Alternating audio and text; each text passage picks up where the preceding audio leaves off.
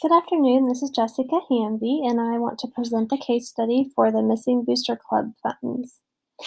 First of all, when analyzing this problem, what I do know is that Mr. Stevens is a well-liked principal. He has a little experience and he is very involved, seems to be a really good communicator with the parents and staff, and so that really helps. I also know that this school has good community involvement, which probably means that there's also a lot of accountability on the part of the parents and the Booster Club members when money is spent.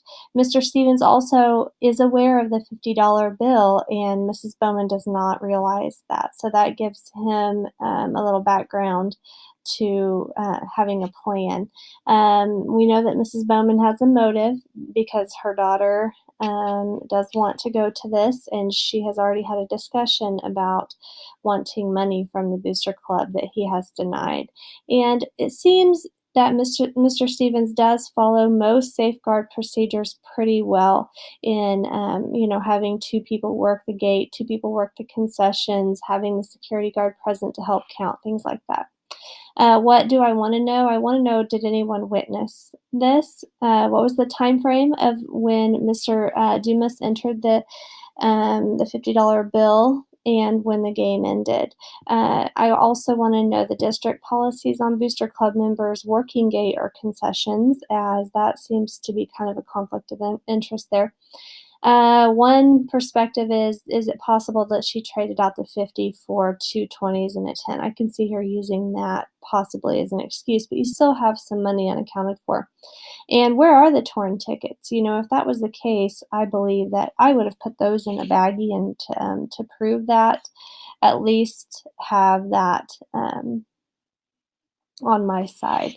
The problem identification then is there's $50 missing, and it seems that she has pocketed this, and Mrs. Bowman has a motive to steal it, and Mr. Stevens has to handle the situation following protocols and best practice.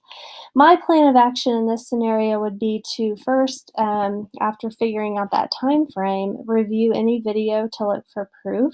I know in our school we have video all around. I would also interview possible witnesses that might have seen this happen.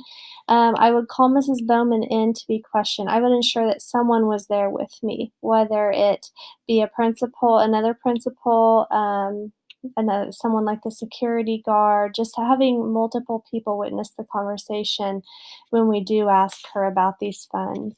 I do believe that, again, before this meeting, the policies and procedures should be reviewed and have everything in order before doing this. One idea is to propose to Mrs. Bowman that she and her daughter do their own fundraiser, personal fundraiser at the event, such as selling, baked goods or something like that to raise money, rather than asking for the district or Booster Club to pay for this much money for one student only. The resolution, if Mrs. Bowman does confess to pocketing the money, I think that it's respectful, though she's very much in the wrong, even legally. I would allow her to pay that money back. But I would address the Booster Club board and decide as a team if she should be allowed to remain as a member. For sure, I would not allow Mrs. Bowman to handle any money for any future events, whether they're Booster Club fundraisers or district activity funds at all, because of past behavior. There needs to be, I think, possibly a change of procedures, not to allow parents to handle gate funds or concessions, use staff members instead. I know that doesn't always mean 100% that it won't ever happen, but I'm surprised that the Booster Club parents are allowed to do the gate funds. But I also understand in a community sometimes it's hard to find workers, and so that's kind of a hard deal. And then I would decide if legal action should be taken, especially if she lies about it. In this case, I would probably not pursue legal action for only $50, but that could be discussed further.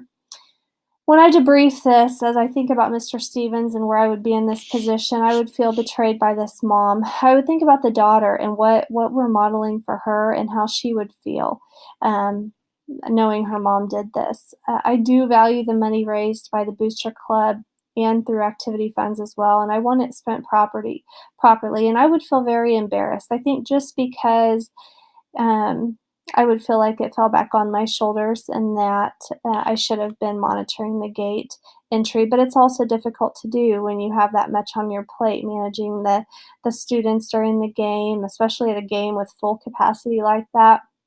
Or maybe you could have an assistant principal or another leader in your building monitoring that type of the concession and the gate areas. And I value the students in the school. I want to see the money safe and used properly to benefit all kids. As far as the effective and efficient management, I would make sure that there was always two people working gate and concession, which it does mention in this case. Um, I think it was great that Mr. Stevens ensured the security guard's presence in walking the money out and counting it and making that deposit. I think that a good management system shows respect for the parents and students and stakeholders, and giving her a chance to make it right, I think, is the respectful thing to do here. Also, in a good system of management is your preventative, and, after you investigate this and have multiple people witnessing the meetings and work as a team to solve this problem really shows, that you're managing it well. And, as I was discussing this with my, mentor and friend that is our athletic director, he talked about in Kansas, the CASHA doesn't allow for some of these things. So, reviewing policy as well as state athletic rules for use of booster club funds is important here. As far as promoting academic learning, I think we're modeling appropriate collection of funds. How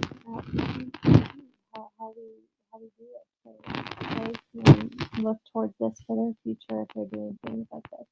Promoting effective communication before, during, and after the case is very important for transparency and, again, to model for students. Even if it has to be kept on a quieter level, at least the daughter and a few others will know how best to handle situations like this, and ensuring fairness with money that should be raised and collected for all students should be for the benefit of all students rather than $800 going towards just one student.